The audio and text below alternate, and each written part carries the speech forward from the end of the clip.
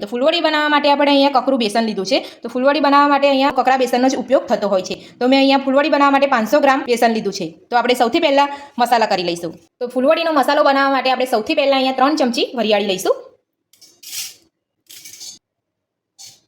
ત્યારબાદ આપણે 3 ચમચી સફેદ તલ લઈશું.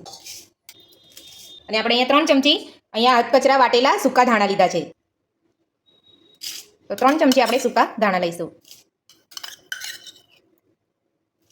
હવે આપણે 1 ચમચી અહીંયા સૂકા મરિયા જે આખા આવે એને આપણે અહીંયા અધકચરા વાટી લીધા છે. તો 1 ચમચી આપણે અહીંયા અધકચરા મરિયા લઈશું. પોણી વાટકી આપણે અહીંયા ખાંડ લઈશું. તો હવે આપણે અડધી ચમચી હિંગ લઈશું. તો હવે આપણે 1 ચપટી અહીંયા લીંબુના ફૂલ લઈશું. લીંબુના ફૂલ તમારી પાસે ના હોય તો તમે લીંબુનો રસ પણ લઈ શકો છો. તો હવે આપણે 1 ચમચીમાં થોડો ઓછો પાપડીયો ખારો લઈશું. પાપડીયો ખારો ફૂલવડીને ઉપરથી સોફ્ટ અને ઉપરથી ક્રિસ્પી બનાવે છે. તો આપણે અહીંયા પાપડીયો ખારો તમારી પાસે ના હોય તો તમે બેકિંગ સોડા પણ લઈ શકો છો. પોણી વાટકી આપણે અહીંયા દહીં લીધું છે. તો દહીં આપણે અહીંયા મોરું લેવાનું છે, ખાટું દહીં નથી લેવાનું. તો મેં અહીંયા પોણી વાટકી મોરું દહીં લીધું છે. તો હવે આપણે 3 મોટી ચમચી કાશ્મીરી લાલ મરચું નાખીશું. ત્યારબાદ સ્વાદ પ્રમાણે મીઠું નાખીશું. ત્યારબાદ આપણે અહીંયા પોણી વાટકી તેલ લીધું છે. તો 500 ગ્રામ બેસનની અંદર પોણી વાટકી આપણે અહીંયા તેલ લેવાનું છે. તો આ રીતે મસાલા કરી અને તમે ફૂલવડી બનાવશો તો એકદમ ટેસ્ટી અને સોફ્ટ બનશે. તો આ રીતે બધા જ મસાલાને મિક્સ કરી લેવાનો છે. જોઈ શકો છો આપણે બધો જ મસાલો અહીંયા સરસ મિક્સ કરી લીધો છે. તો ફૂલવડી બનાવવા માટે આપણે અહીંયા વાટકીનું માપ લીધેલું તેલ અહીંયા મેં 80 થી 90 ml જેટલું તેલ લીધેલું છે. તો 500 ગ્રામ કકરા બેસનની સાથે આપણે અહીંયા 80 થી 90 ml જેટલું તેલ લેવાનું છે. હવે આપણે અહીંયા બેસનનો કકરો લોટ થોડો થોડો ઉમેરતા જઈને મિક્સ કરી લઈશું. આટલાથી આપણો લોટ બંધાઈ નહીં રહે એટલે આપણે અહીંયા થોડો પાણીનો ઉપયોગ પણ કરીશું.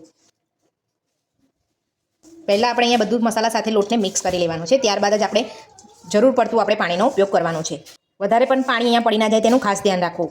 તો આપણે મસાલા સાથે અહીંયા લોટ સરસ મિક્સ કરી લીધો છે. તો તમે જોઈ શકો છો આપણે અહીંયા બધો જ મસાલો લોટ સાથે મિક્સ કરી લીધો છે. તો હવે આપણે એમાં થોડું થોડું પાણી ઉમેરતા જઈએ અને ઢીલો લોટ બાંધી લઈશું.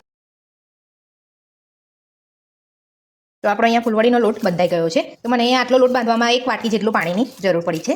તો આ રીતનો આપણે અહીંયા ઢીલો લોટ બાંધવાનો છે. તો આપણે અહીંયા ઝારા વગર જ આપણે અહીંયા ફૂલવડી પાડવાના છે. એટલે આપણે આ રીતે આપણે ઢીલો બાંધવાનો છે. વધારે પડતો ઢીલો નથી બાંધવાનો.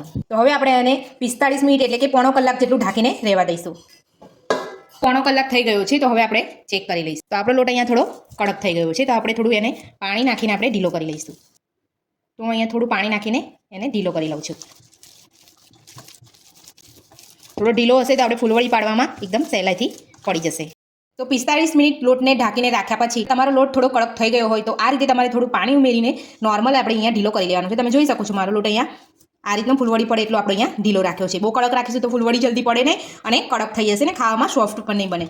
તો આ રીતે આપણે અહીંયા લોટને બાંધી લેવાનો છે.